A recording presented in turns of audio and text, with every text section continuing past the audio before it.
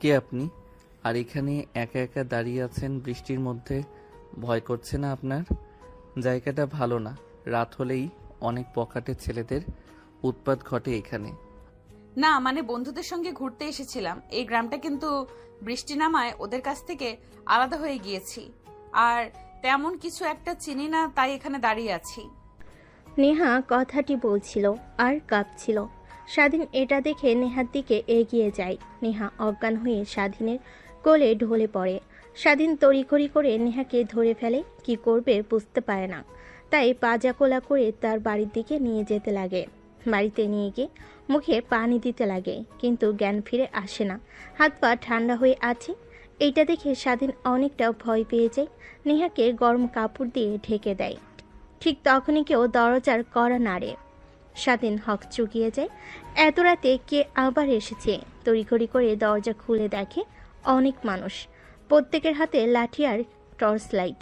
এটা দেখে স্বাধীন ভয় পেয়ে যায়। ঠিক তখনই একটা বৃদ্ধ লোক স্বাধীনের কাছে এসে বলে, বাবা, তোমাকে তো অনেক ভালো জেনেছিলাম আমরা।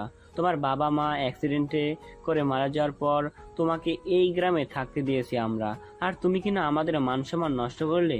আঙ্কেল, কি বলছেন এগুলো? কিছুই তো বুঝতে পারছি না আমি।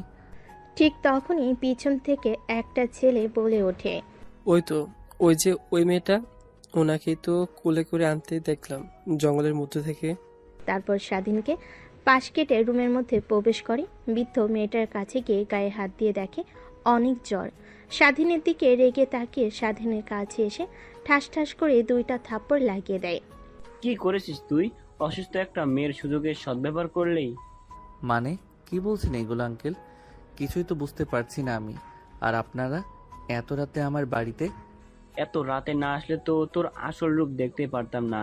যে ভদ্র চেহারার মাঝে লুকিয়ে আছে অভদ্র একটা ছেলে। এই, তোরা দেখছিস কি? মার ওকে। কথাটা বলার সঙ্গে সঙ্গে সেইখানে থাকা বেশ কিছু ছেলে সে স্বাধীনকে লাঠি দিয়ে মারতে লাগে। স্বাধীনের শরীরের অনেকটা অংশ কেটে রক্ত বের হতে লাগে। অন্যদিকে ঘরের মধ্যে চিৎকার চেঁচামেচিতে নেহার জ্ঞান ফিরে আসে। মিটমিট করে তাকিয়ে দেখে একটা রুমে সে শুয়ে আছে, পাশে অনেকগুলো লোক দাঁড়িয়ে আছে, একটা ছেলেকে মারছে। নেহাকে জ্ঞান ফিরতে দেখে বৃদ্ধ বলে, মা, তুমি ভয় পেও না, আমরা এসেছি। ও যে এত বড় একটা কাজ করবে কখনো ভাবতেও পারিনি আমরা। তুমি ভয় পেও না, ওকে উচিত শিক্ষা দিব। কি বলছেন এগুলো? কিছুই তো বুঝতে পারছি না। এই থাম তোরাই, এবার ওকে অনেক মেরেছিস, মরে যাবে ছেলেটা। আর তুই গিয়ে এখন এই কাজী সাহেবকে ডেকে নিয়ে আয়। ঠিক আছে, আমি এখনই যাচ্ছি। বৃদ্ধর কথা মতো সবাই স্বাধীনকে মারা বাদ দেয়। তারপর একটা ছেলে গিয়ে কাজী সাহেবকে ডেকে আনার জন্য স্বাধীন অবাক হয়ে যায়, কি করছে এরা? সঙ্গে সঙ্গে স্বাধীন বৃদ্ধার পা জড়িয়ে ধরে বলতে লাগে, বিশ্বাস করেন আঙ্কেল, আপনারা যা ভাবছেন একদমই ভুল। আমি কিছুই করিনি। আমি পাশের গ্রামে টিউশনি করিয়ে আসছিলাম। পথে বৃষ্টি, তাই ভিজে ভিজে যে বাসায় ফিরছিলাম জঙ্গলের মধ্য দিয়ে আসার সময় হঠাৎ পাশে তাকিয়ে দেখি এই মেয়েটা দাঁড়িয়ে আছে, বৃষ্টিতে ভিজছে। আমি মেয়েটার কাছে গিয়ে কথা বলতে অজ্ঞান হয়ে যায়। বুঝতে পারি না ওইখানেই রেখে আসবো কিনা, তাই কোলে করে বাসায় নিয়ে আসি। আপনারা আমাকে ভুল বুঝছেন। হয়েছে, তোর আর কোনো কথা শুনতে চাচ্ছি না আমি। চুপচাপ আমরা যা করছি শুধুমাত্র তাই দেখে যা। অন্যদিকে নেহা সুদর্শক সবকিছু দেখে যাচ্ছে, কোনো কিছু বলছে না। ঠিক একটু পর কাজী সাহেব চলে আসে। তারপর স্বাধীন আর নেহার বিয়ের কার্যক্রম ঠিক করে। তখনই নেহা বুঝতে পারে কি ঘটছে তার সঙ্গে। হারিয়ে গিয়ে চিৎকার করে বলতে লাগে, আপনারা কি পাগল নাকি? আমার মত নেই। আপনারা বিয়ে দিচ্ছেন মানে কি? এইসব আমি এই বিয়ে করতে পারবো না। ছেলে যা বলছে সত্যি। আমি এখানে ঘুরতে এসেছি আমার বন্ধুদের সঙ্গে, বৃষ্টিতে ওদের কাছ থেকে আলাদা হয়ে যাই আমি। আর জঙ্গলের কোনো কিছুই চিনতাম না, তাই ওখানে দাঁড়িয়েছিলাম। ঠিক তখনই ছেলেটার সঙ্গে দেখা হয় আমার। দু একটা কথা বলতেই আমি অজ্ঞান হয়ে পড়ি। তারপর আর কিছু মনে নেই। জ্ঞান ফিরতে এই ঘরের মধ্যে আবিষ্কার করি আমি আমাকে। নেহার কথা শুনে পাশ থেকে একটা বৃদ্ধ মহিলা বলে ওঠে, হয়েছে চেয়ারম্যান সাহেব, দেখেছেন? শুধু স্বাধীনের দোষ নেই, মেয়েটারও দোষ আছে। দুজনে মিলে আনন্দ ফুর্তি করে চেয়েছিল তারা চলে যাবে, কিন্তু যখন মেয়েটা অজ্ঞান হয়ে যায় স্বাধীন বাসায় নিয়ে আসে, আর আমরা বিয়ে দিচ্ছি, ওনারা মানছেন না। তারপর সেইখানে থাকা প্রত্যেকে নেহাকে বাজে কথা বলতে লাগে। ঠিক তখনই সেইখানে স্বাধীন চিৎকার দিয়ে বলে ওঠে, ওনাকে কেউ বাজে কথা বলবেন না। হ্যাঁ, আমার দোষ। আমি তখন ওনাকে জঙ্গলের মধ্যে একলা পেয়ে রেপ করেছি। আরও কিছু শুনতে চান আপনারা? আর কাজী সাহেব, আপনি বিয়ে পড়ানো শুরু করেন। অন্যদিকে নেহা সেখানে থাকা বৃদ্ধ মেয়েগুলোর কথা শুনে নেহা কান্না করতে লাগে। স্বাধীনের কথা শুনে আরও হাউমাউ করে কান্না করতে লাগে। দেখতে দেখতে কাজী সাহেব বিয়ের কার্যক্রম শেষ করে নেহার অনিচ্ছা থাকতেও সকলেই জোড়াজড়িতে বিয়ে করতে রাজি হয়। দেখতে দেখতে বিয়ে পর্ব শেষ হয়। এক এক করে সবাই রুম থেকে বের হয়ে নিজ নিজ বাসায় চলে যায়, শুধুমাত্র চেয়ারম্যান ছাড়া। দেখ, যা করেছিস করেছিস, কিন্তু এখন থেকে দুইজন সুখে শান্তিতে সংসার কর, এই দোয়াটাই করি। আর হ্যাঁ, একদম চালাকি করবি না। যদি চালাকি করিস আর এই মেয়েটাকে যদি গ্রাম থেকে বের হতে সাহায্য করিস, তাহলে কিন্তু আমরা সবাই তোকে এই গ্রাম থেকে বের করে দেব। আমরা চাই না যে তোর জন্য আরো কোনো মেয়ের সম্মানহানি হোক। ঠিক আছে। তারপর চেয়ারম্যান সাহেব স্বাধীনের বাড়ি থেকে বের হয়ে যায়। স্বাধীন দরজা লাগিয়ে পেছনের দিকে ফিরতে নেহা এসে ঠাস ঠাস করে দুইটা থাপ্পড় লাগিয়ে দিয়ে বলতে লাগে, কুত্তার বাচ্চা, তুই কেন বললি যে তুই আমাকে রেপ করতে নিয়েছিলি? তা আমাকে বিয়ে দিয়ে দিল তোর সঙ্গে, না হলে আমি তো এখান থেকে যেভাবেই হোক মুক্তি পেতাম। দেখুন ম্যাম, আপনি শহরে থাকেন, গ্রাম সম্পর্কে তেমন একটা ধারণা নেই আপনার। গ্রামের মানুষ এক কথার বান্দা, তারা যা একবার বলে তা করেই ছাড়ে।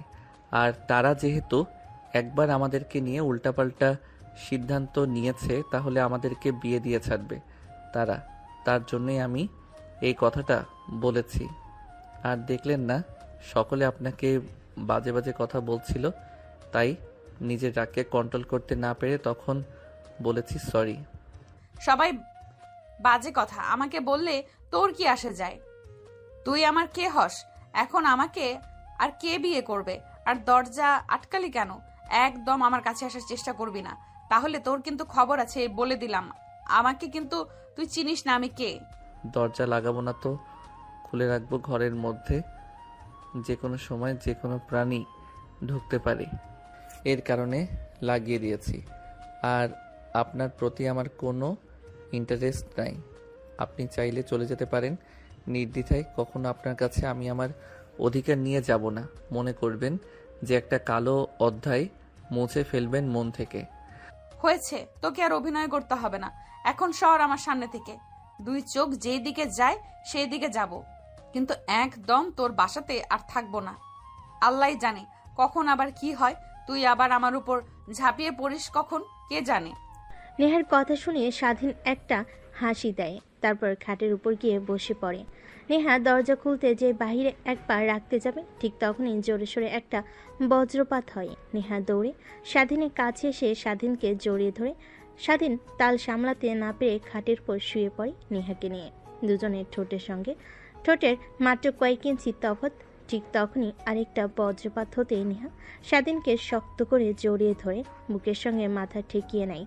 স্বাধীনের অনেক ভালো লাগা কাজ করে, কিন্তু নেহাকে বুঝতে না দিয়ে নেহাকে তার উপর থেকে সরানোর চেষ্টা করে। প্লিজ একটু থাকতে দিন, অনেক ভয় করে আমার বজ্রপাত দেখে। সকাল হলে আমি চলে যাব আপনার বাড়ি থেকে। আমার বাড়িতে থাকবেন, আমি তো আপনাকে না করিনি, কিন্তু আমার বুকের উপর থেকে সরেন। এভাবে জড়িয়ে ধরেছেন কেন? স্বাধীনের কথা শুনে নেহা স্বাধীনের বুকের উপর থেকে উঠে যায় আর নিজেকে সামলে নিয়ে বলে, সরি, আসলে ছোট থেকেই অনেক ভয় পাই বজ্রপাতকে দেখে। তাই যখন বৃষ্টির রাত হয় তখন মা আর বাবার সঙ্গে গিয়ে আমি ঘুমিয়ে থাকি। হঠাৎ বজ্রপাত হওয়ায় ভয় পেয়ে আপনাকে জড়িয়ে ধরেছি। সরি, কিছু মনে করবেন না। আর ধন্যবাদ। ধন্যবাদ দিতে হবে না। হাজার হন, কাগজে কলমে মানেন আর না মানেন, আপনি তো আমার স্ত্রী, তাই থাকতে পারেন, সমস্যা নেই। এখন কি দরজা লাগাতে পারি না কি সারা রাত এইভাবেই খোলা রাখবো? না না, খোলা রাখতে হবে না, যান গিয়ে দরজা লাগিয়ে দিয়ে আসেন। তারপর স্বাধীন গিয়ে দরজা লাগিয়ে রুমের মধ্যে আসে। কিচেন রুমে গিয়ে খাবার বেড়ে একটা প্লেটে তার রুমে এসে খেতে লাগে।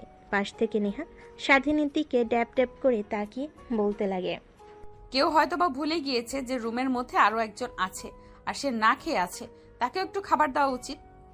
নেহার কথা শুনে স্বাধীন নেহার দিকে পিট পিট করে তাকিয়ে থাকে। তার দিকে তাকিয়ে থাকতে দেখে মাটির দিকে তাকিয়ে থাকে। স্বাধীন বলে, হয়েছে, আর ঢং করতে হবে না। আমার রুমে একটাই প্লেট, এই বাড়িতে শুধু আমি একাই থাকি, দ্বিতীয় কোনো ব্যক্তি থাকে না। আর আমার কোনো আত্মীয় স্বজন নেই এই পৃথিবীতে, শুধু আমি একা। তাই একটাই প্লেট আছে, আমি খাবো না, আপনি খাবেন। অনেক ক্ষুধা পেয়েছে, দুপুরে খাবার খাইনি, তাই নিজেকে কন্ট্রোল করতে না পেরে আগে খাচ্ছি। আমার খাওয়া শেষ হলে প্লেটটা পরিষ্কার করে আমি আপনাকে আবার খাবার দেব। স্বাধীনের কথা শুনে নেহার কেন জানি অনেক মায়া মায়া লাগে। এইটুকু একটা ছেলে কিভাবে এতটা কষ্ট সংগ্রাম করে বাঁচে। স্বাধীনের খাবার খাওয়ার দিকে এক নজরে তাকিয়ে থাকে। স্বাধীন এটা দেখে খানিকটা অবাক হয়ে যায়। তারপর খাওয়া দাওয়া শেষ করে কিচেনে গিয়ে প্লেট পরিষ্কার করে নেহার জন্য খাবার নিয়ে এসে দেয় খাওয়ার জন্য। তারপর স্বাধীন রুম থেকে বের হয়ে যায়। একটু পর রুমে প্রবেশ করে দেখে নেহা খাবার খাওয়া হয়ে গেছে। তারপর নেহাকে বলে, আপনি উপরে ঘুমিয়ে পড়েন। আমি এতটা অমানুষও না যে একটা মেয়ের সুযোগের সদ্ব্যবহার করব। নির্দ্বিধায় ঘুমাতে পারেন। আর আমি নিচে ঘুমিয়ে পড়েছি, কোনো সমস্যা হলে আমাকে ডাক দিয়েন। ঠিক আছে। কথাটা বলে নেহা ঘুমিয়ে পড়ে কাঁথা গায়ে নিয়ে। কিন্তু নেহার ঘুম আসে না, অনেক শীত করতে লাগে। ঠিক তখনই নিজের দিকে তাকাই, স্বাধীনের দিকে দেখে একটা বালিশ নিয়ে খালি গায়ে শুয়ে আছে। শরীরের উপরে কোনো কাঁথা নেই, হয়তোবা একটা ব্যতীত আরেকটা নাই বাড়িতে। এই পর্যায়ে নেহা এই পাশ ওই পাশ করতেই ঘুমিয়ে যায়। পরের দিন সকালবেলা নেহার ঘুম ভাঙতেই দেখে স্বাধীন রুমে নেই। রুমের মধ্যে আয়না থেকে বাইরে এসে দেখে স্বাধীন ব্রাশ করছে। নেহা স্বাধীনের পাশে গিয়ে দাঁড়িয়ে বলে, কিন্তু তোমার কি ভয় করে না এই নির্জন পরিবেশে থাকো তুমি? হা হা হা। ও ম্যাম, উঠে পড়েছেন? তাহলে একটা কথা মনে রাখবেন, যার পৃথিবীতে কেউ নেই ম্যাডাম, তার আল্লাহ আছে। একটা কথা সবসময় মনে রাখবেন। আর শুধুমাত্র রাতটা এসে এই বাড়িতে থাকি। তুমি তোমার লাইফ নিয়ে অনেক স্ট্রাগল করো, তাই না?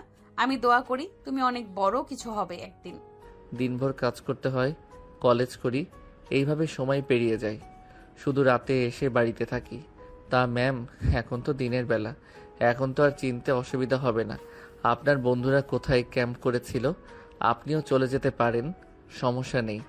কিন্তু রাতের বিষয় নিয়ে চিন্তা করছেন তাই না? ওইটা নিয়ে চিন্তা করতে হবে না। আমি ওইটা একটা কালো রাত ভেবে নিয়েছি। দূর স্বপ্ন একটা ভেবে নেন, তাহলেই হবে। আর আমি আপনার কাছে কখনো স্বামীর অধিকার নিয়ে যাব না। আর যদি তা না হয় তাহলে আপনি আপনার নাম্বার দিয়ে দেন, আমি ডিভোর্স লেটার পাঠিয়ে দেব আপনার স্থানে। আরে না, এটা ভাবছি না। পুরো গ্রামের মানুষ কি বললো যাওয়ার সময়, শোনো নাই যে আমি যেন গ্রাম থেকে না যাই, আমাকে যেন তুমি কোনোভাবে সাহায্য না করো গ্রাম থেকে চলে যেতে। তারা তো এসে আবার আমাকে না দেখলে তোমাকে মারধর করবে। ওই বিষয় নিয়ে আপনাকে ভাবতে হবে না ম্যাম, আপনি যেতে পারেন, আমি সেটা দেখে নেব। আর আপনার নাম্বারটা দিন, ডিভোর্স লেটার পাঠিয়ে দিব। তারপর স্বাধীন ফ্রেশ হয়ে ঘরের ভিতর থেকে ফোন নিয়ে আসে। স্বাধীনের হাতে বাটন ফোন দেখে নেহা খানিকটা হক চুকিয়ে যায়, কারণ এই জেনারেশনে এসেও একটা ছেলে বাটন ফোন চালায়। তারপর স্বাধীনের নাম্বার নেহা নিয়ে নেয়। তারপর নেহাকে খানিকটা এগিয়ে দিয়ে বাসায় চলে আসে স্বাধীন। রান্না করে খাবার খেয়ে তার কলেজে চলে যায়। অন্যদিকে নেহা রাস্তায় এসে সব কিছু চিনতে পারে। হাঁটতে হাঁটতে তার বন্ধুদের ক্যাম্পে চলে যায়। নেহাকে দেখতে পেয়ে সবাই দৌড়ে আসে নেহার কাছে।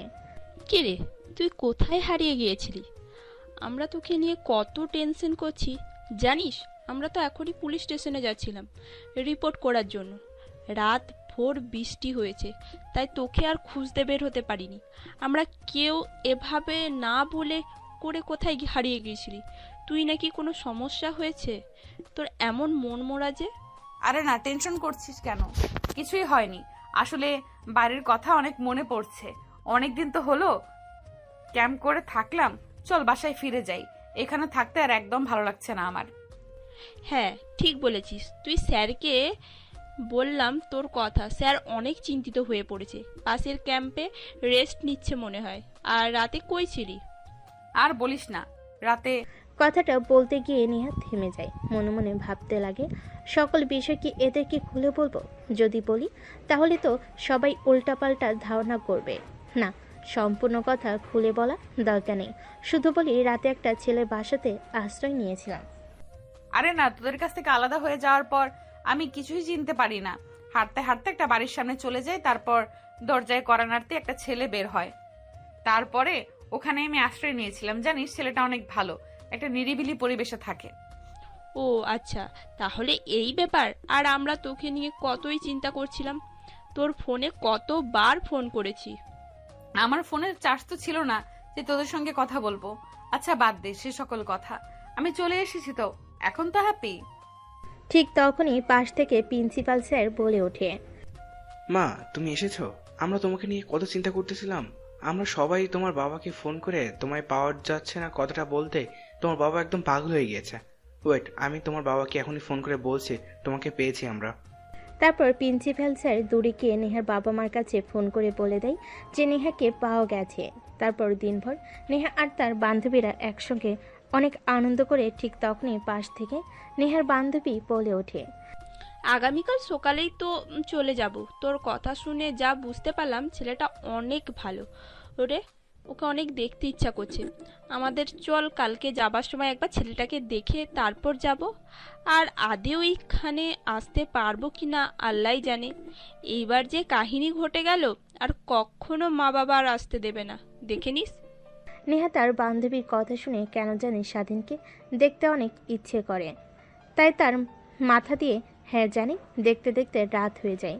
নেহা তার বান্ধবীদের সঙ্গে আড্ডা দিতে দিতে রাত যখন গভীর হয় তখন ঘুমিয়ে যায়। পরের দিন ভোর হতেই ঘুম ভেঙে যায় সবার।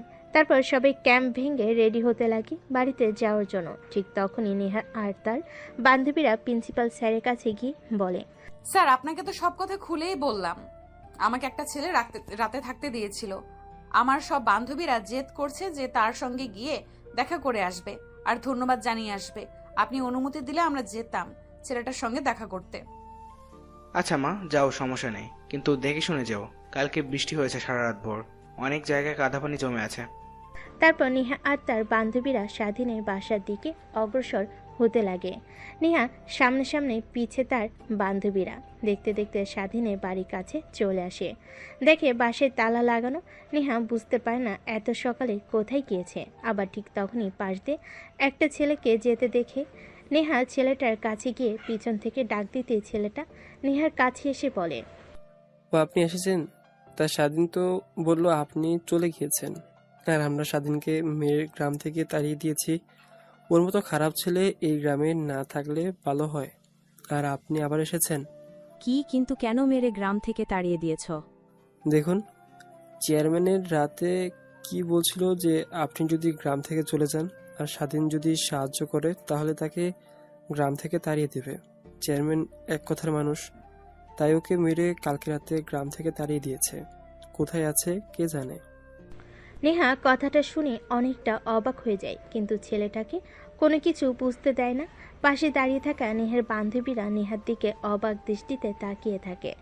এক পর্যায়ে বলেই ফেলে, কি রে, তোর জন্য ছেলেটাকে গ্রাম থেকে তাড়িয়ে দিয়েছে মানে? কিছুই তো বুঝতে পারছি না। বুঝতে হবে না তোদের। ওয়েট, ছেলেটার নাম্বার তো আমার কাছে আছে, ফোন করে দেখি কোথায় আছে। অন্যদিকে সকালে যখন নেহা গ্রাম থেকে চলে যায় তখন অনেকেই দেখে ফেলে, কিন্তু কিছুই বলে না। স্বাধীন বিকেলে বাড়িতে ফিরে চেয়ারম্যান আর তার লোকেরা স্বাধীনকে মেরে গ্রাম থেকে তাড়িয়ে দেয়। স্বাধীন অনেক কাকুতি মিনতি জানায়, কিন্তু চেয়ারম্যানের কোনো মায়া হয় না। না, বারবার শুধু একটা কথাই বলে, তোর মতো বাজে ছেলেকে এই গ্রামে থাকতে দেব না। না জানি আবার কোন মেয়ের জীবন তুই নষ্ট করিস। এক পর্যায়ে স্বাধীনকে মারতে মারতে গ্রাম থেকে তাড়িয়ে দেয়। তারপর স্বাধীন বাস স্টেশনে গিয়ে বসে থাকে। তার কাছে একটা টাকাও নেই যে কোনো জায়গায় যাবে, সেখানে এখনো বসে আছে। ঠিক তখনই ফোন বাজতে লাগে। স্বাধীন খানিকটা অবাক হয়ে যায়, কারণ তাকে ফোন করার মতো কেউ নেই, শুধুমাত্র সে যেখানে টিউশনি করেই সেই মেয়েটা বাদে। স্বাধীন উদ্বেগ নিয়ে ফোনটা পকেট থেকে বের করে অচেনা একটা নাম্বার দেখে ফোনটা রিসিভ করে সালাম দিয়ে কানের কাছে ধরতেই ওই পাশ থেকে বলতে লাগে, কোথায় তুমি? স্বাধীন নেহার কণ্ঠ শুনে বুঝতে পেরে যায় যে নেহা কিছু বলতে যাবে। এর আগেই নেহা ও পাশ থেকে বলতে লাগে, কি হলো, কি বলছে? আমার কথা কি তোমার কানে যায়নি? কোথায় তুমি? আর তোমাকে কালকে রাতে বাড়ি থেকে বের করে দিয়েছো? ও আপনি? হ্যাঁ, চেয়ারম্যান আর তার লোকেরা আমাকে বাড়ি থেকে বের করে দিয়েছে, আর এখন বাস টার্মিনালে বসে আছি, বাসের অপেক্ষা করছি। ওখানে বসে থাকো, আমরা আসছি। কথাটা বলে নেহা ফোন রেখে দেয়। স্বাধীন অবাক হয়ে যায়, এই মেয়েটার আবার কি হলো? তারপর নেহা তার বান্ধবীরা তড়িঘড়ি করে গ্রাম থেকে বের হয়ে বাস টার্মিনালের দিকে অগ্রসর হয়। বাস টার্মিনালে গিয়ে দেখে স্বাধীন একটা বেঞ্চিতে বসে আছে, হাতে একটা ব্যাগ। নেহা গিয়ে স্বাধীনের পাশে দাঁড়াতেই স্বাধীন উপরের দিকে তাকিয়ে দেখে নেহা। তারপর নেহাকে উদ্দেশ্য করে প্রশ্ন করে, আপনি এখনো গ্রাম থেকে যাননি? গ্রামের কেউ দেখে ফেললে আপনাকে আবার ওরা উল্টাপাল্টা কথা বলতে পারে। এখনই চলে যান আমাকে নিয়ে। আপনার ভাবতে হবে না, কিছু একটা না একটা হবেই। তা তো বুঝতেই পারছি কি হবে, চলো এখন আমার সঙ্গে। ঠিক তখনই পাশ থেকে নেহার বান্ধবী নেহার হাত ঝান্টা মেরে টান মেরে একটু ফাঁকে নিয়ে সে বলে, তোর মাথা কি পুরোটাই গেছে নাকি? স্যার কি বলছে শুনিসনি? আমাদের ক্যাম্পে কোনো প্রকার ছেলে এলাও নেই। আর তুই একে যদি নিয়ে যাস স্যার অনেক রাগান্বিত হয়ে যাবে। তুই জানিস এটা চেনা নাই জানা নেই অপরিচিত ছেলে। তুই জানিস ছেলেটা আমার কি হয়? নেহার বান্ধবী নেহার কথা শুনে নেহার দিকে বাঁকা দৃষ্টিতে তাকায়। ও আমার স্বামী হয়, বুঝলি? তুই অপরিচিত কেউ না। কি বলছিস? তুই তোর স্বামী হয় মানে? তাহলে শোন, ওই দিন রাতে কি হয়েছিল। তোদেরকে যা বলেছি সব মিথ্যা কথা। তারপর নেহা তার বান্ধবীদের শুরু থেকে শেষ পর্যন্ত বলতে লাগে। সবাই শুনে অবাক হয়, নেহার দিকে তাকিয়ে থাকে। কি করবি? তোর জন্য একটা ছেলের জীবন নষ্ট হয়ে গেল, গ্রাম থেকে তাড়িয়ে দিয়েছে। কই যাবে, কি করবে? এতিম একটা ছেলে, অনেক মায়া লাগছে রে, কিন্তু কি আর করার। তখনই পাশ থেকে নেহার আরেকটা বান্ধবী বলে ওঠে, তোর কথা শুনে যতটুকু বুঝতে পারলাম যে তুই ছেলেটাকে মেনে নিবি না কখনোই, কিন্তু ওর জীবন তো নষ্ট করে লাভ নেই। তোর বাবার তো অনেক অনেক টাকা, তুই নিশ্চয়ই ছেলেটাকে কিছু একটা করে দিতে পারবি। কিন্তু তার জন্য তো ওর লেখাপড়া করতে হবে। আমার দেখে যা মনে হয় ওই ছেলেটা এসএসসি পরীক্ষা দিয়েছে বোধহয়। পিচ্ছি একটা ছেলে। ওকে তো আর তোর বাসাতেও নিয়ে যেতে পারবি না। কি বলবি তোর বাবা মাকে? আচ্ছা, একটা কাজ করলে হয় না? আমাদের যে ফ্ল্যাটটা আছে, যেখানে আমরা সব বান্ধবীরা মিলে আড্ডা দিই, ড্রিঙ্কস করি আর মাঝে মাঝে গ্রুপ স্টাডি করি, ওটা তো প্রায় সময় পড়েই থাকে। ছেলেটাকে ওই ফ্ল্যাটটা দিলে কেমন হয়? তুই একদম ঠিক কথা বলছিস, কিন্তু আমরা কোথায় গিয়ে আড্ডা দেবো, ড্রিঙ্কস করব, গ্রুপ স্টাডি করব? কেন ওই ফ্ল্যাটে গিয়ে করব?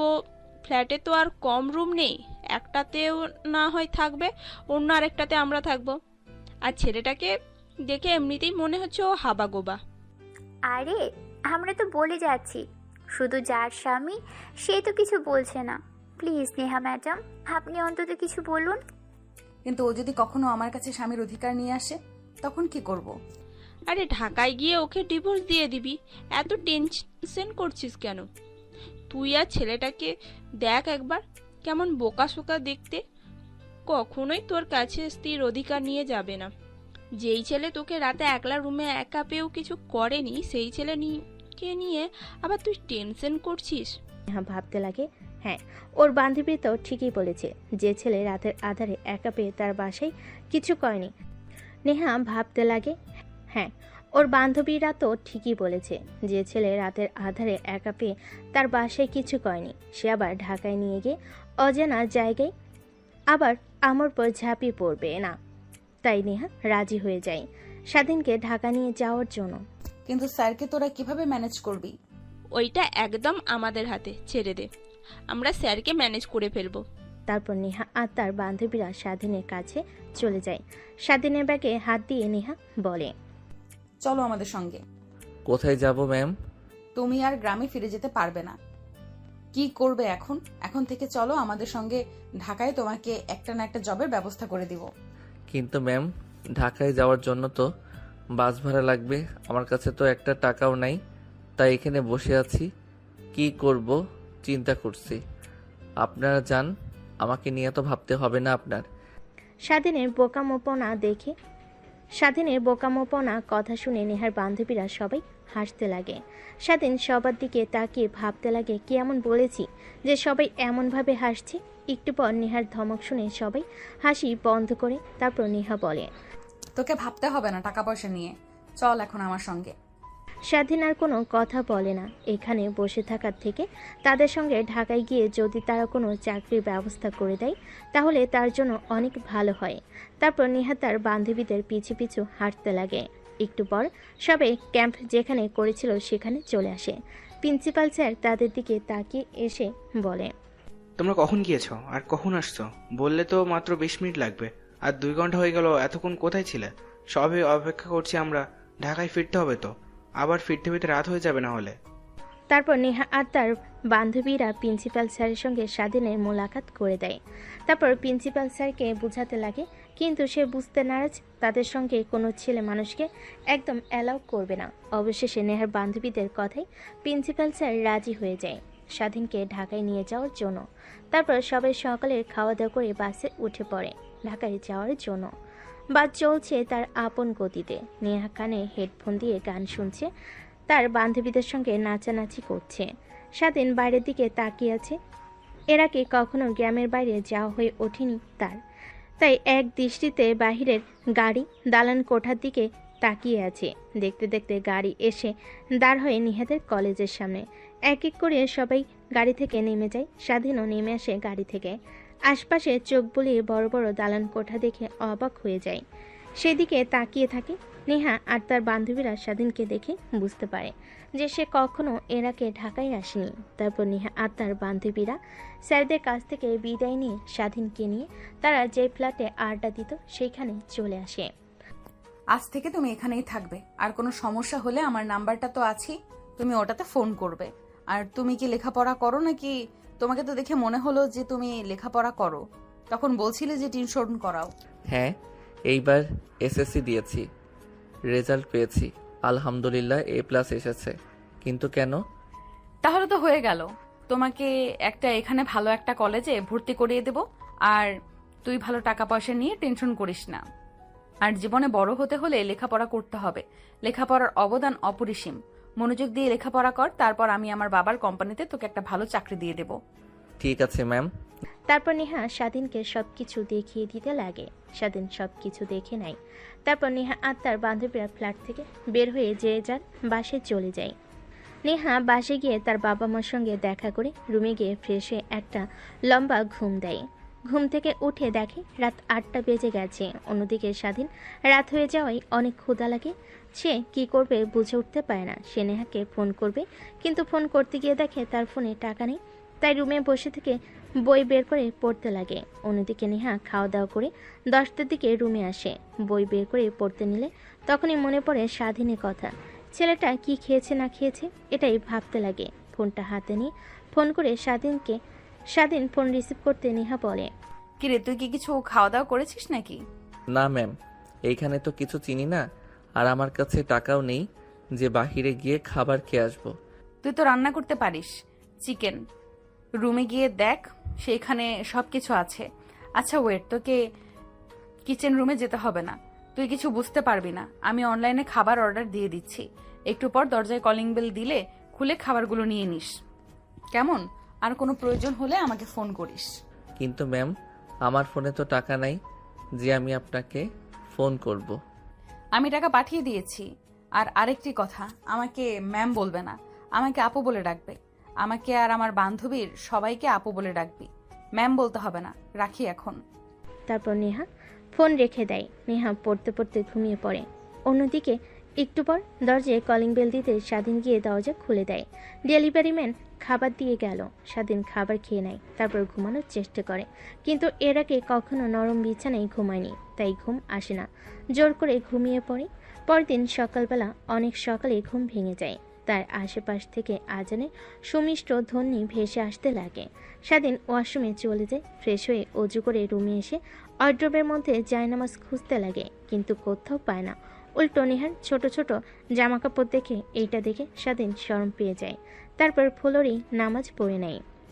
নামাজ পড়ে বেলকনিতে এসে সকালের সুমধুর পরিবেশ উপভোগ করতে লাগে। বড় বড় দালান কোঠা। এই দালান কোঠার কাছে তাকে একদমই ছোট দেখায়। অন্যদিকে নেহা তার মার ডাকে ঘুম ভেঙে যায়। মা, এত সকাল সকাল ডাকাডাকি করছো কেন? রাত ভোর করেছি, একটু ঘুমাতে দাও তো।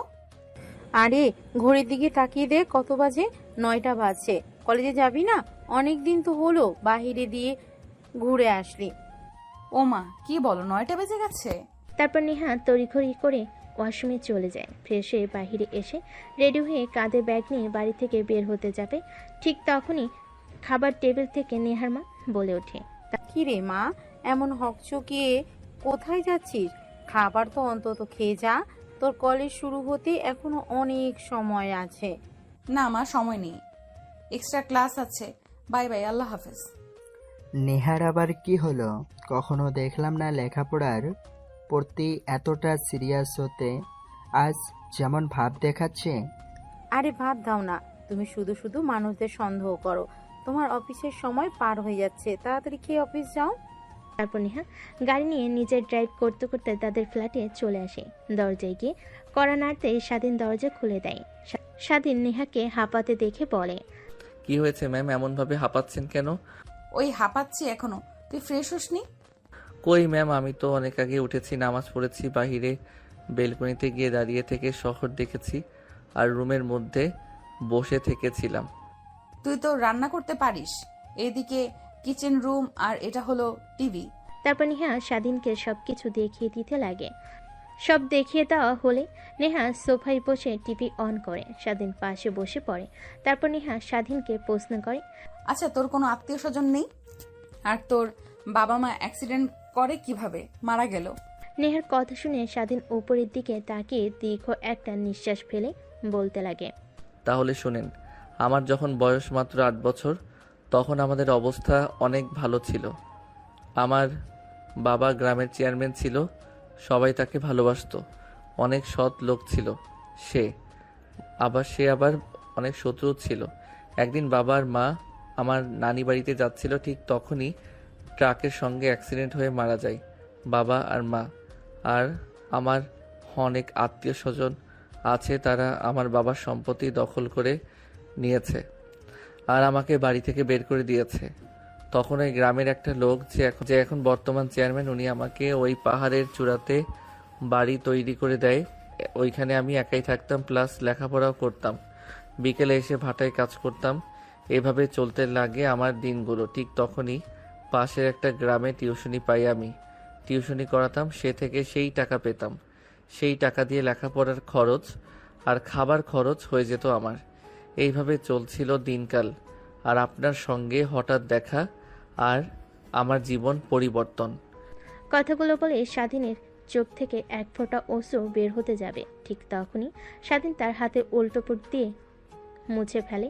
নেহার চোখের আড়াল হয় না সব দেখে নেহা স্বাধীনের কাছে এসে ওর পিঠে হাত বুলিয়ে দিয়ে বলে, আর চিন্তা করতে হবে না তোকে, আমি তোর পাশে আছি। যা, তোর সার্টিফিকেটগুলো নিয়ে আয়, তোকে কলেজে ভর্তি করিয়ে দিয়ে আসি। নেহার কথা শুনে স্বাধীন সোফা থেকে উঠে ব্যাগটা নিয়ে আসে। তারপর নেহা স্বাধীনকে নিয়ে বাসার বাহিরে চলে আসে। গাড়ি করে যেতে লাগে তার কলেজের উদ্দেশ্যে। নেহা এবার ইন্টার সেকেন্ড ইয়ারে পড়ছে। তারপর কলেজে এসে গাড়ি বের করতে নেহার বান্ধবীরা চলে আসে। তাদের সঙ্গে কিছু কথা বলে স্বাধীনকে নিয়ে সোজা প্রিন্সিপাল স্যারের রুমে চলে যায়। প্রিন্সিপাল স্যার নেহাকে দেখে বলে, নেহা মামনি যে, আসো আসো, ভেতরে আসো। তা আজ হঠাৎ কি মনে করে? স্যার, একে এই কলেজে ভর্তি করার জন্য এসেছি। এটা তো ওই ছেলেটা তাই না, যে গ্রামে তুমি হারিয়ে গিয়েছিলে? তা একে এই কলেজে ভর্তি করবে? যে গ্রামের ছেলে, এর তো অত টাকা পয়সা আছে কিনা যে এই কলেজে পড়বে? স্যার, এটা নিয়ে আপনাকে ভাবতে হবে না। আপনি হয়তোবা ভুলে গেছেন যে আমার বাবা এই কলেজের প্রতিষ্ঠাতা। আমি যাকে চাই তাকেই ভর্তি করাবো। আপনি শুধুমাত্র ফর্মালিটিগুলো দেখবেন, আর টাকা পয়সা নিয়ে টেনশন করতে হবে না আপনার। আরে মা, ভুল হচ্ছে। কেন, ছেলেটার দিকে একবার তাকাও, দেখো কি রকম পোশাক আশাক পরিধান করে, চুলের স্টাইল সবার সঙ্গে মানিয়ে নিতে পারবে না, আর কলেজের রিপুটেশন নষ্ট হবে। স্যার, এটা নিয়ে আপনাকে ভাবতে হবে না। আপনি এগিয়ে যা বলবেন আপনি তাই করেন। তারপর প্রিন্সিপাল স্যার নেহার জোড়াজুড়িতে স্বাধীনকে কলেজে ভর্তি করে নেয়। তারপর প্রিন্সিপালের রুম থেকে বের হয়ে আসে নেহা।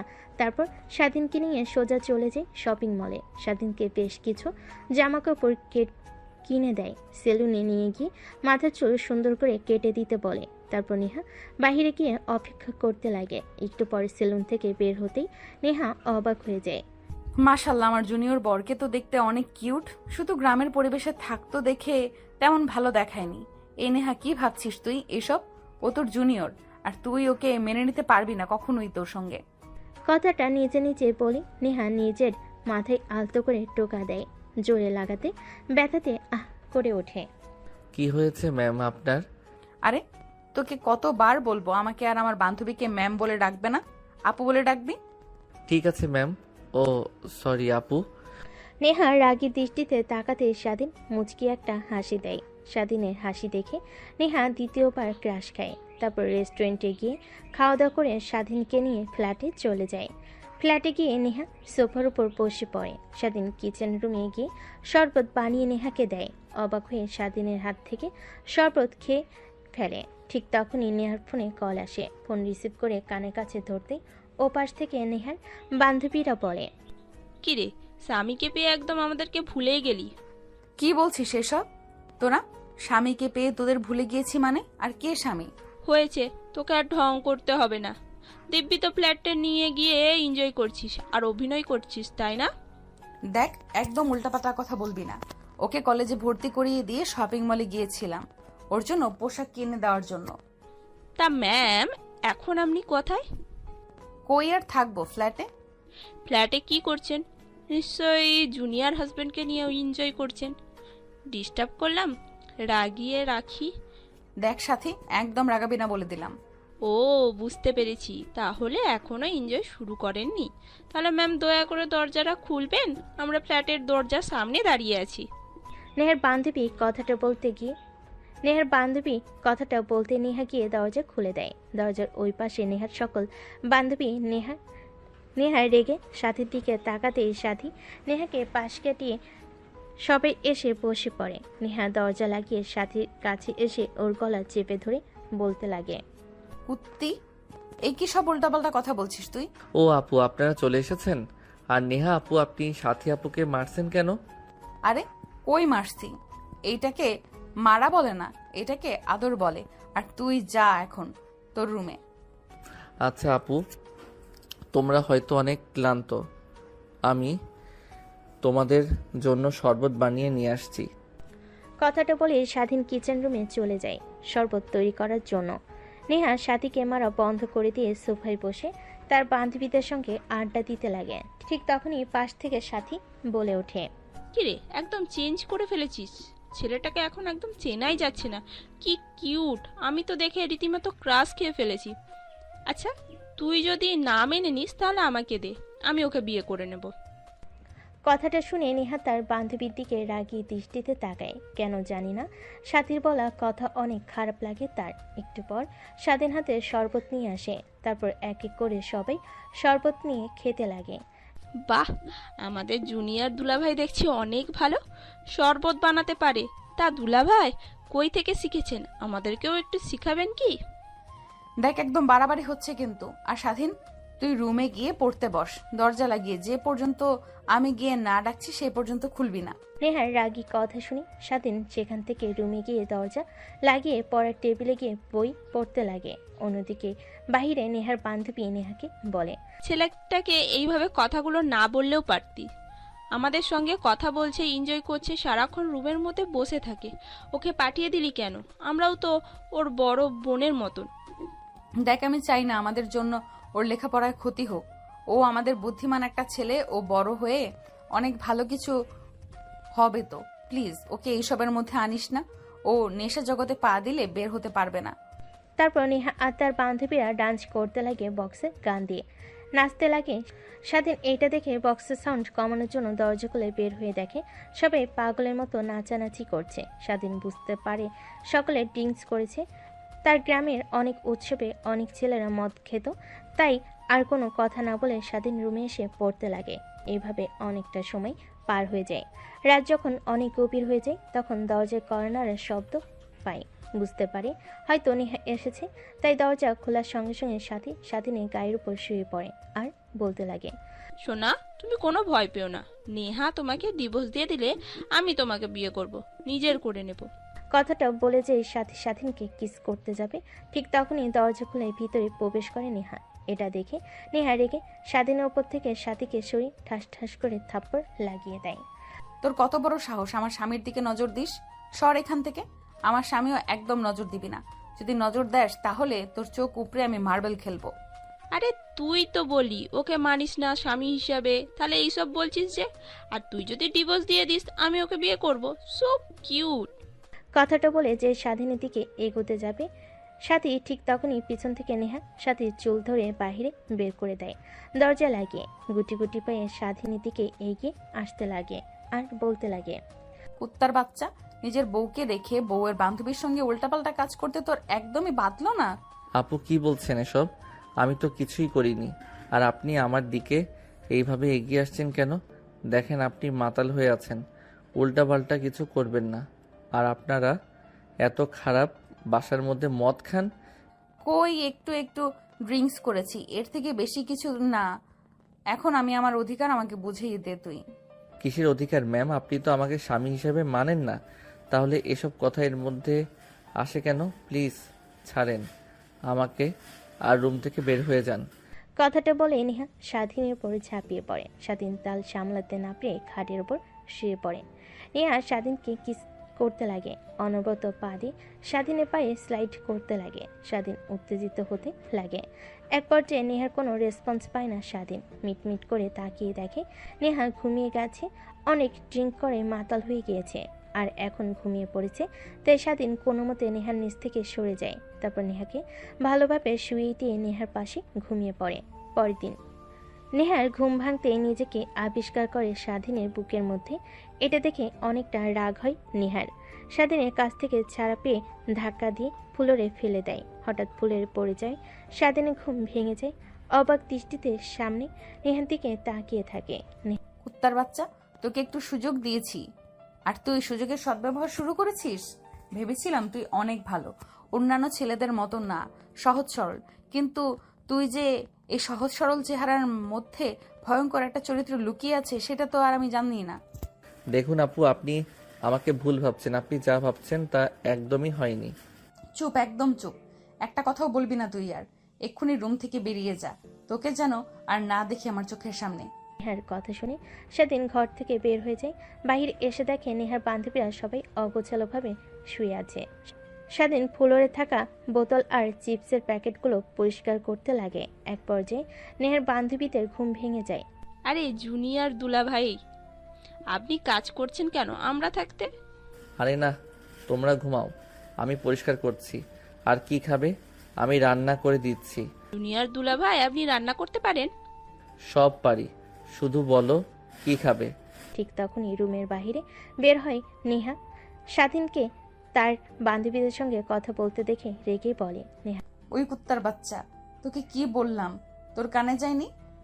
তোকে না বললাম রুম থেকে বের হয়ে যা? এখন ওইখানে রয়েছিস যে? ম্যাম, আপনি বের করে দিলে কোথায় যাব? আমি ঢাকার শহরের কিছুই তো চিনি না। আমি ভুল করে থাকলে ক্ষমা চাচ্ছি, কিন্তু আমাকে আপনি বাড়ি থেকে বের করে দিয়েন না। তোর কোনো কথাই শুনতে চাচ্ছি না আমি, এখন চলে যাবি। আর বান্ধবীরা সবাই অবাক হয়ে নেহার দিকে তাকিয়েছিল। হঠাৎ কি হলো নেহার? স্বাধীনের সঙ্গে এমন ব্যবহার করছে? উদ্বেগ নিয়ে বলে ফেলে সাথী। কিরে, কি হয়েছে? ছেলেটাকে কিভাবে কথা বলছিস কেন? আর রেগে আছিস কেন এত? কুত্তার বাচ্চা, কত বড় সাহস! আমার মাতাল হওয়ার সুযোগ নিয়েছে। আর কি বলছিস? কিছুই তো বুঝতে পারছি না, সব কিছু মাথার উপর দিয়ে যাচ্ছে। বুঝিয়ে বল অন্তত। তারপর নেহা তার বান্ধবীদের শুরু থেকে শেষ পর্যন্ত বলতে লাগে। এটা শুনে সবাই হা হা করে হাসতে লাগে। আমার কথা কি তোদের জোকস মনে হচ্ছে যে তোরা হাসছিস? জোকস নয় তো কি? তোর স্বামী তোকে স্পর্শ করবে না তো আমাদের স্পর্শ করবে? আরে তুই তো ফুল মাতাল হয়েছিলি। আমি স্বাধীনের কাছে গিয়েছিলাম, অভিনয় করতেছিলাম, কিন্তু স্বাধীন আমার কাছ থেকে বারবার দূরে সরে গিয়েছে। এটা দেখে তুই রেগে স্বাধীনকে নিয়ে দরজা আটকে দিয়েছিলি। তারপর কি করেছিস সেটা জানি না। আমরা ছেলেটার কোনো দোষ নেই। একটা মেয়ে যদি ওর কাছে যায়, নিজেকে আর কন্ট্রোল করে রাখবে কতক্ষণ? তারপর তুই আবার ওর বউ, তাই বলে ও আমার মাতাল হওয়ার সুযোগ নেবে? আরে তোর ঠোঁটের লিপস্টিক স্বাধীনের অনেকটা জায়গায় লেগে আছে, ঘাড়ে, কপালে, ঠোঁটে, কিন্তু তোর কোনো জায়গাতেই ওর স্পর্শ নেই। দেখেছিস তো? তুই ওকে জোর করেছিস, ও না। নেহা নিজেও অবাক হয়েছে, কি এমন বলেছে যে সবাই হাসছে। তারপর নেহা নিজে নিজে ভাবতে লাগে, হ্যাঁ ঠিকই তো বলেছি। নেহা ভাবতে দেখে সাথে নেহার কাঁধে হাত রেখে বলে, আরে ভয় পেতে হবে না, যা এখন ছেলেটাকে কোথায় আছে গিয়ে নিয়ে আয়। ও তো ঢাকা শহরের কিছুই চেনে না, আবার হারিয়ে না যায়। তারপর নেহা ফ্ল্যাটের বাইরে এসে স্বাধীনকে খুঁজতে লাগে। অন্যদিকে নেহার বান্ধবীরা ঘর পরিষ্কার করতে লাগে। বাইরে এসে দেখে স্বাধীন একটা গাছের নিচে বসে আছে আর কি যেন ভাবছে। নেহা পাশে গিয়ে বসতে স্বাধীন পাশ ফিরে তাকিয়ে দেখে নেহা। সরি তোকে ভুল বোঝার জন্য, আসলে আমারই ভুল ছিল। কিন্তু আপু, আমাদের মধ্যে কিছুই হয়নি। আপনি মাঝপথে গিয়ে অজ্ঞান হয়ে গিয়েছিলেন আর আমি স্বস্তির নিঃশ্বাস ফেলে আপনাকে খাটের উপর শুয়ে দিয়ে আমি পাশে ঘুমিয়ে পড়েছিলাম। অনেক ক্লান্ত ছিলাম তাই। সত্যি বলছিস তুই? হা হা, 1 সত্যি 3 সত্যি। আর যদি আপনার সঙ্গে কিছু হতো তাহলে তো আপনি বুঝতেই পারতেন, তাই না? তারপর নেহা ভাবতে লাগে। হ্যাঁ, স্বাধীন তো ঠিকই বলেছে। যদিও আমার সঙ্গে উল্টাপাল্টা কিছু করে তাহলে তো আমার শরীরে ব্যথা হয়ে থাকবে, কিন্তু কোনো ব্যথা নেই, শরীরে কোনো পরিবর্তন নেই।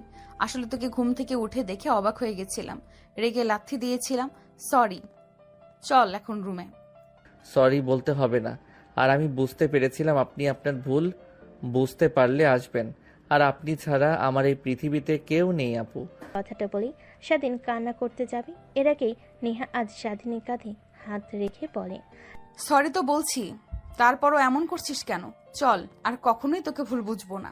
তারপর নেহা স্বাধীনকে নিয়ে ফ্ল্যাটে চলে যায়। ফ্ল্যাটে ঢুকতেই নেহার বান্ধবীরা চলে যায়। নেহা ওয়াশরুমে গিয়ে গোসল করে নেয়। বাইরে এসে পোশাক পরিবর্তন করে বাইরে আসে। দেখে স্বাধীন টেবিলে খাবার রেখে দিয়ে বসে আছে। আপু আসুন, বসুন। আমি রান্না করেছি আপনার জন্য, খেয়ে তারপর না হয় যাবেন। আর ওই আপুগুলো কোথায় গেল? তোমাদের না বললাম আমি রান্না করব, আপনারা খেয়ে যাবেন, কিন্তু চলে গেল যে? আরে ওরা বাসায় চলে গেছে, আর আমাকেও যেতে হবে। ওয়েট, খাবার খেয়ে তারপর যাই। তারপর নেহা আর স্বাধীন দুজন মিলে খাবার খেতে লাগে। খাওয়া দাওয়া শেষ করে যাবার সময় নেহা বলে, নতুন পোশাক পরে রেডি হয়ে থাকবি, একটু পর আমি তোকে ফোন করলেই নিচে যাবি, তারপর তোকে নিয়ে কলেজে যাব। ঠিক আছে আপু। তারপর স্বাধীনের কাছ থেকে নেহা চলে যায়। বাসে গিয়ে দরজায় কলিং বেল দিতে কাজের মেয়ে এসে দরজা খুলে দেয়। নেহা তার রুমের দিকে যেতে যাবে, ঠিক তখনই বসার রুম থেকে নেহার বাবা বলতে লাগে, নেহামা এদিকে আয়, তোর সঙ্গে কিছু কথা বলার আছে। হ্যাঁ বাবা বল, হ্যাঁ বাবা বলো, আমাকে আবার কলেজে যেতে হবে। দেখ মা, তুই আমাদের আদরের একমাত্র মেয়ে, তোকে কখনো এমন কোনো কথা বলিনি যাতে তুই কষ্ট পাস।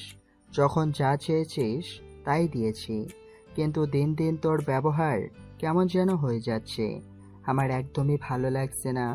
আমি ভালো করে জানি বন্ধু বান্ধবীদেরকে নিয়ে আনন্দ ফুর্তি করার বয়স এইটা তোর। তোরা একটা ফ্ল্যাট কিনেছিস সব বান্ধবীরা মিলে, ওইখানে গিয়ে আড্ডা দিস, কিন্তু ইদানিং তোর সঙ্গে নাকি একটা ছেলেকে দেখা যাচ্ছে। তুই আমাদের কলেজে গিয়ে তাকে ভর্তি করে দিয়েছিস। প্রিন্সিপাল স্যার ওকে ভর্তি করতে চাচ্ছিল না, তারপরেও তুই জোড়াজোড়ি করে ভর্তি করে দিয়েছিস। নেহা তার বাবার কথা শুনে হকচকিয়ে ওঠে, আমতা আমতা করে বলতে লাগে, বাবা কে বলেছে তোমাকে? হ্যাঁ, আমরা একটা ফ্ল্যাট নিয়েছি এটা সত্যি, কিন্তু একটা ছেলেকে নিয়ে কই আমি করছি। কলেজে নিয়ে গিয়েছিলাম যে ছেলেটাকে, ওইটা হচ্ছে আমার ফ্রেন্ডের ছোট ভাই, ওকে কলেজে ভর্তি করে নেই প্রিন্সিপাল স্যার, তাই রেগে নিয়ে গিয়েছিলাম আমার সঙ্গে। ঠিক আছে, আমি এই বিষয় নিয়ে প্রিন্সিপাল স্যারের সঙ্গে কথা বলছি, আর তোমাকে যেন আর ওই ছেলেটার সঙ্গে না দেখা যায়। ঠিক আছে বাবা। তারপর নেহা তার বাবাকে জড়িয়ে ধরে গালে একটা চুমু দিয়ে রুমে চলে যায়। রুমের ব্যাগে বই নিয়ে বাইর হয়ে আসে। তার বাবার কাছ থেকে বিদায় নিয়ে সোজা চলে যায় তাদের ফ্ল্যাট বাড়ির সামনে। স্বাধীনকে ফোন দিতে নিচে নামে আসে। স্বাধীনকে দেখে নেহা তৃতীয়বারের মতো ক্র্যাশ খায়। আমার জুনিয়র জামাই দেখছি দিন দিন অনেক কিউট হচ্ছে, আল্লাহ জানে কত পেতনি ওর দিকে নজর দিবে। আজ সবাইকে একদম শেষ করে ফেলবো। যদি কেউ খারাপ দিকে তাকায় 2-1 দিন আগে কিংবা পরে হোক, ওকে আমি মেনে নেবই। থাক নেহা, কি ভাবছিস এসব? তোর সঙ্গে কখনোই ওর যায় না। আপু চলো, কি ভাবছো? আমি কখন গাড়িতে উঠে বসেছি, কলেজের সময় তো পেরিয়ে যাচ্ছে, চলো। তারপর নেহা স্বাধীনকে নিয়ে চলে যায় কলেজের দিকে। কলেজে গিয়ে পার্কিং লটে গাড়ি রেখে স্বাধীনকে তার ক্লাসরুম দেখিয়ে দেয়। তারপর নেহা তার বান্ধবীদের সঙ্গে কি আড্ডা দিতে লাগে। স্বাধীন মনোযোগ দিয়ে ক্লাস করতে লাগে। ক্লাস করা শেষ হলে কলেজ ঘুরে দেখার জন্য বাইরে আসে। দেখে নেহা তার বান্ধবীদের সঙ্গে একটা গাছের নিচে বসে আড্ডা দিচ্ছে। স্বাধীন গিয়ে পাশে দাঁড়াতে নেহার বান্ধবী সাথী বলে ওঠে, কি রে নেহা, একদম দেখি আমাদের জুনিয়র দুলাভাইকে চেঞ্জ করে ফেলেছিস। গ্রাম থেকে কি নিয়ে এসেছিলি আর কি বানিয়ে ফেলেছিস। এখন তো তোকে দেখে অনেক হিংসা হচ্ছে আমার। তুই যাই করিস, ডিভোর্স দিলে আমার কাছে তুলে দিস, ওকে? আমি বিয়ে করে নেব, তারপর আমাদের কিউট কিউট কয়েকটা বাচ্চা হবে ওর মতন। সাথীর কথা শুনে নেহা নিজের অজান্তে সাথীকে একটা থাপ্পড় দিয়ে ওঠে। কিরে, তোর ক্লাস নেই? বাইরে দিয়ে করছিস কেন? হ্যাঁ আপু, ক্লাস আছে, কিন্তু কলেজটা দেখার জন্য বের হয়েছি। আচ্ছা তোমরা আড্ডা দাও, আমি কলেজে দেখি। হ্যাঁ ঠিক আছে, যা ঘুরে দেখ কলেজটা, কিন্তু হ্যাঁ একটা কথা মনে রাখবি, একদমই মেয়েদের দিকে তাকাবি না আর মেয়েদের সঙ্গে কথা বলবি না। স্বাধীন মাথা দিয়ে হ্যাঁ জানে। তারপর নিজে নিজে পুরো কলেজটা ঘুরে দেখতে লাগে। কলেজ দেখা শেষ হলে স্বাধীন তার ক্লাসরুমে গিয়ে আবার ক্লাস করতে লাগে। দেখতে দেখতে কলেজের সময় শেষ হয়ে যায়। কলেজ ছুটি দিলে স্বাধীন ক্লাসরুমের বাইরে এসে সোজা কলেজ গেটের বাইরে দাঁড়িয়ে থাকে। নেহার অপেক্ষা করতে লাগে, কিন্তু নেহার কোনো নাম গ্রন্থ পায় না। ঠিক তখনই তার ফোনে ফোন করে নেহা। আপু কই আপনি? আর কতক্ষণ ধরে এখানে দাঁড়িয়ে আছি, আপনার তো কোনো দেখাই পাচ্ছি না। বান্ধবীদের সঙ্গে রেস্টুরেন্টে চলে এসেছি। তুই একটা কাজ কর, তোকে আগামীকাল কিছু টাকা দিয়েছিলাম না, ওই টাকা দিয়ে সোজা বাসায় চলে যাবি। এদিক ওইদিক একদমই ঘোরাফেরা করবি না। আর রাস্তা তো চিনিস না, না চিনলে রিক্সাওয়ালাকে আমাকে বললেই তোকে নিয়ে যাবে। ঠিক আছে, আর আপনি কি ফ্ল্যাটে যাবেন না? না, বাসায় যাব। ও তো তোর সঙ্গে থাকলে মা বাবা সন্দেহ করতে পারে। রাখি এখন, আর কোনো সমস্যা হলে আমাকে ফোন করিস। তারপর স্বাধীন গাড়ির জন্য অপেক্ষা করতে লাগে, কিন্তু কোনো রিক্সা ফাঁকা পায় না। এক পর্যায়ে একটা রিক্সা ফাঁকা দেখতে পায়। স্বাধীন রিক্সাওয়ালাকে ডাক দিয়ে দেয়। স্বাধীনের সামনে এসে দাঁড়িয়ে রিক্সা উঠতেই স্বাধীনের সঙ্গে একটা মেয়ে উঠে পড়ে। এই কে আপনি?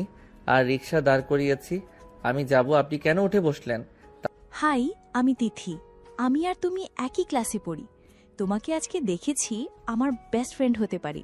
আর তুমি যেদিকে যাবে ওইদিকে আমার বাসা। তো প্লিজ রাস্তায় নামিয়ে নিও, কোনো রিক্সায় ফাঁকা পাচ্ছি না। কি করব আর বলো, বাসায় যেতে হবে তাড়াতাড়ি। তাহলে তুমি চলে যাও, আমি আরেকটা রিক্সা দাঁড় করে না হয় যাব। আরে আস না, ভয় পাচ্ছ কেন? আমি তো আর তোমাকে খেয়ে ফেলছি না। তারপর রিক্সাওয়ালা মামাকে স্বাধীন বলতে যেতেই লাগে। মেয়েটার সঙ্গে টুকটাক কথা বলতে লাগে স্বাধীন। অন্যদিকে নেহা আর তার বান্ধবীরা রেস্টুরেন্টে খাওয়া দাওয়া করছিল। ঠিক তখনই রেস্টুরেন্টের সামনে দিয়ে একটা মেয়ের সঙ্গে রিক্সায় করে যায়। এটা নেহার চোখের আড়াল হয় না। নেহা রেগে তার হাতে থাকা গ্লাসটা ভেঙে ফেলে। এটা দেখে নেহার বান্ধবী বলে, কি রে, কি ব্যাপার, কি হয়েছে তোর? এত রেগে গেলি কেন হঠাৎ করে? আরে কই রেগে গিয়েছি, বাসায় যেতে হবে, তোরা থাক। আরে খাবারটা অন্তত খেয়ে যা। বাসায় যাওয়ার জন্য এত তাড়াহুড়ো লাগিয়েছিস কেন? একটা ইম্পর্টেন্ট কাজ আছে, তাই বাসায় যেতে হবে। ভাই, তোদের সঙ্গে পরে কথা হবে। তারপর নেহা রেস্টুরেন্টের বাইরে এসে গাড়ি স্টার্ট দিয়ে যেতে লাগে। রাস্তাতে স্বাধীন আর মেয়েটাকে দেখে ওদের পিছু পিছু আসতে লাগে।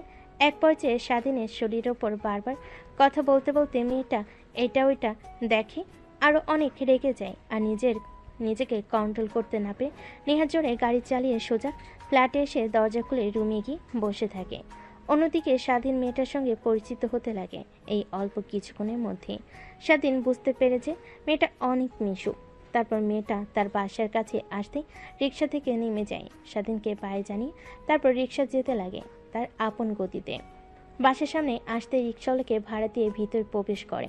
তারপর ভিতরে ফ্ল্যাটের দরজা খুলে ভিতরে ঢুকে পড়ে। রুমে গিয়ে ব্যাগ রেখে পাশে তাকিয়ে দেখে নেহা তার দিকে অগ্নিদৃষ্টি নিক্ষেপ করে তাকিয়ে আছে। স্বাধীন এইটা দেখে রীতিমতো ভয় পেয়ে যায়। আরে আপু তুমি, আর তুমি না বললে যে আসবে না? তোমার বাসায় যেন কি কাজ আছে, কিন্তু এখানে যে কি হয়েছে?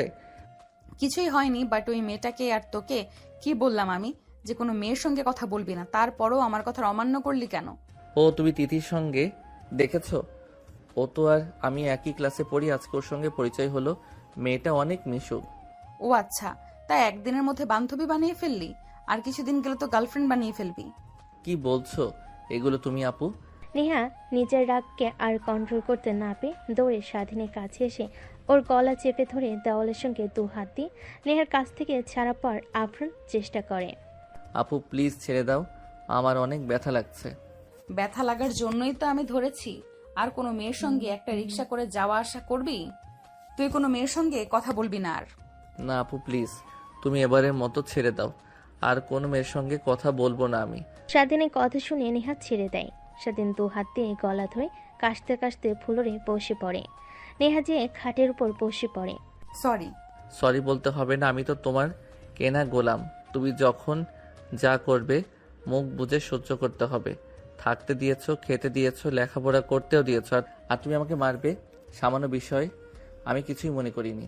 আসলে ছোট থেকেই আমার একটা বদ অভ্যাস আছে যে আমার কথা শোনে না, তার প্রতি আমার অনেক রাগ হয়। তোকে বলেছি না মেয়েদের কাছ থেকে দূরে দূরে থাকবি, কিন্তু তুই তো উল্টা আমার কথা বড় ক্লাবই করেছিস, তাই রে তোকে মেরেছি। সরি। আচ্ছা, আমি অন্য মেয়েদের সঙ্গে কথা বললে তাই আপনার কি? আপনি তো আপনার বন্ধুদের সঙ্গে বসে আড্ডা দেন, আমি তো কিছু বলি না। আমি তোর বিয়ে করা স্ত্রী, এই কথাটা হয়তোবা তুই ভুলে যাচ্ছিস বারবার। না আপু, ভুলে যাচ্ছি না, কিন্তু তুমি তো আমাকে সেই অধিকার দাওনি। তুমি তো আগেই বলে নিয়েছো কখনো তুমি আমাকে মানতে পারবে না। তাহলে এখন এই কথা বলছো কেন? বাদ দাও। তুমি যেহেতু বলেছো কোনো মেয়েদের সঙ্গে কথা বলবো না, আর আমি। ঠিক তখনই নেহার ফোন আসে। নেহা ফোনটা হাতে নিয়ে দেখে তার বাবা ফোন করেছে। রুম থেকে বের হয়ে রিসিভ করে নেহা। তার বাবার সঙ্গে কথা বলে নেহাকে তার বাবা তাড়াতাড়ি বাসায় যেতে বলে। তারপর নেহা বাসায় চলে যায়। স্বাধীন ভাবতে লাগে। আচ্ছা, বুঝতে পারছি না আপু, আমার সঙ্গে কেন অন্য মেয়েকে দেখতে পাই না? আমাকে দেখে সাথী আপু যখন ভালো মন্তব্য করে তখন নেহা আপু ওই রকম করে কেন? নেহা আপু আমাকে ভালোবেসে ফেলেছে ধীরে ধীরে। দেখো কি ভাবছি আমি, উনি কোথায় আর আমি কোথায়। হয়তোবা আমাকে শাসন করে যেন আমি অল্প সময়ে মেয়েদের পাল্লায় না পড়ি। মেয়েদের কাছ থেকে দূরে থাকতে হবে আমাকে। নেহা বাড়িতে গিয়ে বসার রুমে গিয়ে দেখে অনেক মানুষ বসে আছে। নেহা কাউকে চিনতে পারে না। তারপর নেহার মা নেহাকে নিয়ে নেহার রুমে চলে যায়। তারপর বলে, মা, এই শাড়ি আর গহনা পরে সুন্দর করে সেজে বাহিরে আয়। কিন্তু কেন? তোর বাবা তোর এক বন্ধুর ছেলের সঙ্গে তোর বিয়ের কথা বলছে, তাই তারা তোকে দেখতে এসেছে।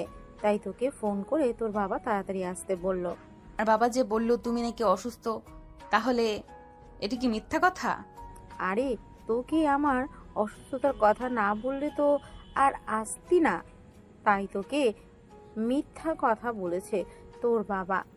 এখন তাড়াতাড়ি রেডি হয়ে আয়, অনেকক্ষণ হলো তারা বসে আছে তোকে দেখার জন্য অধিক আগ্রহে। এখন বাইরে গিয়ে তুমি বাবাকে বলবে আমি এই বিয়ে করতে পারবো না। কিন্তু কেন? অনেক ভালো ফ্যামিলি, তোর বাবার বন্ধু প্লাস বিজনেস পার্টনার, অনেক ভদ্র আর নরম একটা ছেলে। আমরা তো সবাই রাজি, তোর বাবা অনেক খুশি। কিন্তু আমি না লেখাপড়া শেষ করব, নিজের পায়ে দাঁড়াবো, তারপর আমি বিয়ে করব, এর আগে না। সাফ সাফ করে তোমাকে বলে দিলাম। দেখ মা, তোর বাবা তো অনেক রাগী, এটা তো তুই জানিস। তোর বাবার মাথায় রাগ উঠলে কিন্তু তাকে কন্ট্রোল করা যায় না। এখন এত কথা না বলে তাড়াতাড়ি রেডি হয়ে নিচে আয়, তারপর না হয় বিষয়টা নিয়ে আলোচনা করা যাবে। এখন তো তোর বাবার মান সম্মান রক্ষাতে আয়। যাও, আসছি, শুধুমাত্র তোমার কথাতে। কিন্তু আমি বিয়ে করতে রাজি, কিন্তু নয়। লক্ষ্মী মা আমার, আয়। শাড়ি আর গহনার দিকে তাকাতে স্বাধীনের কথা মনে পড়ে। আর ছেলেটার সঙ্গে একদমই বেশি বেশি করা হয়ে গিয়েছে। তারপর শাড়ি আর গহনা পরিধান করে নেয়। তারপর সিঁড়ি দিয়ে নিচে নেমে বসার রুমে এসে বসে পড়ে। বিআই সাহেব, আপনাকে তো বললামই আমার মেয়েকে দেখলে রিফাত বাবা আর না করতে পারবেন না। বাবা হ্যাঁ বলবেই। তা এখন বিয়ের ব্যাপারটা নিয়ে কথা বলি নাকি? সামনের দিকে এই বিষয়টা নিয়ে আগানো যায়। নেহা তার বাবার কথা শুনে অনেক রেগে যায়। রেগে উঠে দাঁড়ায়। তারপর নেহা চিৎকার দিয়ে বলে ওঠে, আমি এই বিয়ে করতে পারবো না। আর হ্যাঁ, আমি আগে থেকেই বিবাহিত। নেহার কথা শুনে সবাই নেহার দিকে বড় বড় দৃষ্টিতে তাকায়। কি বলছে মেয়ে এটা? তারপর নেহা সেখানে আর এক মুহূর্ত না দাঁড়িয়ে সোজা তার রুমে চলে আসে। অন্যদিকে নেহার বাবা সবার সামনে মাথা নিচু করে বসে থাকে। এক পর্যায়ে সবাই রুম থেকে চলে যায়। নেহার বাবা নেহার প্রতি অনেক রাগ করতে লাগে। যাও, তোমার মেয়েকে এইখানে নিয়ে আসো। আর এত মানুষের মধ্যে আমার মাথা নিচু করতে ওর কি একটুও বুক কাটলো না? যেরকম তুমি সেরকমই মেয়ে দুজন একদম এক হয়েছে। আমি তোমার আর তোমার মেয়ের মাঝখানে নেই। কি করবে তোমরা জানো? আমি গেলাম এখান থেকে। তারপর নেহার মা নেহার রুমে গিয়ে তার বাবা ডাকছে বলে সেখান থেকে চলে যায়। নেহা বসের রুমে এসে দেখে কেউ নেই। তারপর সোফায় বসতে নেহার বাবা বলে, বিয়ে করেছিস মানে? তুই কবে বিয়ে করলি? আর আমরা জানতে পারলাম না একটাবারও? হ্যাঁ বাবা, আমি বিয়ে করেছি, আর বিপদে পড়ে বিয়ে করতে হয়েছে। তোমরা মানো আর না মানো, আমি ওকে স্বামী হিসেবে মেনে নিয়েছি। কে ওই ছেলে? পরিচয় কি? ওর বাবা দাদা কি করে? বাবা প্লিজ, তুমি কিছু বলবে না। আগে আমার সম্পূর্ণ কথাটা শোনো, তারপর তুমি যা বলো তাই করব। নেহা তার বাবাকে শুরু থেকে শেষ পর্যন্ত বলে মনোযোগ দিয়ে নেহার প্রত্যেকটা কথাই শুনতে থাকে। নেহার বাবা বলে, এখন তুমি বলো, আমি কি করেছি, ঠিক করেছি কিনা ভুল? তুই তো আমার কাছে নিয়ে এসে পরিচয় করিয়ে দিলেও পারতি। আচ্ছা, ও তো তোদের ফ্ল্যাটে আছে তাই না? যা, ওকে নিয়ে আয়। নেহা খুশি হয়ে তার বাবাকে জড়িয়ে ধরে বলতে লাগে, ইউ আর মাই বেস্ট পাপা। হয়েছে, আর ঢং করতে হবে না। যা, গিয়ে ছেলেটাকে নিয়ে আয়। তারপর নেহা বাইরে আসে, গাড়ি স্টার্ট দিয়ে ফ্ল্যাটে চলে যায়। একটু পরে ফ্ল্যাটে গিয়ে পৌঁছায়। দরজায় কলিং বেল দিতে স্বাধীন এসে দরজা খুলে দেয়। তারপর নেহা ভিতরে প্রবেশ করে দরজা আটকে দিয়ে স্বাধীনকে জড়িয়ে ধরে শক্ত করে। কি করছেন আপু, প্লিজ ছাড়েন। ছাড়ার জন্য তো আর ধরিনি, আর একদম আমাকে তুই আপু বলবি না, তাহলে কিন্তু তোর খবর আছে। ঠিক আছে, তাহলে ম্যাম বলে ডাকবো। এইবার তো অন্তত ছাড়ুন আমাকে। ছাড়বো না তোকে, আজীবন এইভাবে শক্ত করে জড়িয়ে ধরে রাখবো। তুই যতই আমাকে ছাড়ার চেষ্টা করিস না কেন, কিন্তু আমি তোকে ছাড়বো না। এক পর্যায়ে নেহার হাত থেকে স্বাধীন সাড়া পায়। কি হয়েছে আপু, আপনি ঠিক আছেন তো? নাকি আজকেও ড্রিঙ্কস করে এসেছেন? পরে যখন আবার নেশা কেটে যাবে আমাকে উল্টাপাল্টা কথা বলবেন। তারপর নেহা স্বাধীনকে শুরু থেকে শেষ পর্যন্ত বলে তার বাবা স্বাধীনের সঙ্গে দেখা করতে চেয়েছে এই বিষয়টা। তারপর স্বাধীন কথা শুনে অনেকটা ভয় পেয়ে যায়। স্বাধীনকে ভয় পেতে দেখে নেহা বলে, আরে ভয় পাচ্ছিস কেন তুই? আমার বাবা অনেক ভালো, আমি যা চেয়েছি তাই দিয়েছে। তারপর নেহা স্বাধীনকে নিয়ে তার বাসায় চলে আসে। তারপর নেহার বাবার সঙ্গে স্বাধীন কথা বলতে লাগে। নেহার বাবার অনেক পছন্দ হয় স্বাধীনকে। তোমাকে আমার অনেক পছন্দ হয়েছে। আমার মেয়ের জন্য একদম পারফেক্ট তুমি। যা মা, ওকে নিয়ে রুমে যা। তারপর নেহা স্বাধীনকে নিয়ে রুমে চলে যায়। দেখতে দেখতে রাত হয়ে যায়। রাতে খাওয়া দাওয়া শেষ করে নেহা আর স্বাধীন রুমে চলে যায়। স্বাধীন বেলকুনিতে গিয়ে আকাশের দিকে তাকিয়ে থাকে। পিছন থেকে নেহা স্বাধীনকে জড়িয়ে ধরে বলে, কি ভাবছো আমি তোমার পাশে আছি? আজীবন চিরকাল তোমাকে আর ভাবতে হবে না। কথাটা বলে স্বাধীনকে পাশ ফিরিয়ে নেয় নেহা। দেখে স্বাধীনের চোখে পানি। তারপর হাত দিয়ে মুছে ফেলে নেহা। তারপর স্বাধীনকে শক্ত করে জড়িয়ে ধরে ঘাড়ে কপালে কিস করতে লাগে। স্বাধীন নিজেকে আর কন্ট্রোল করতে না পেরে নেহাকে পাজা কোলে করে রুমের মধ্যে নিয়ে এসে খাটের উপর ফেলে দেয়। লাইট অফ করে ঝাঁপিয়ে পড়ে নেহার উপরে। বাকিটা ইতিহাস, সেটা আপনাদের না জানলেও চলবে।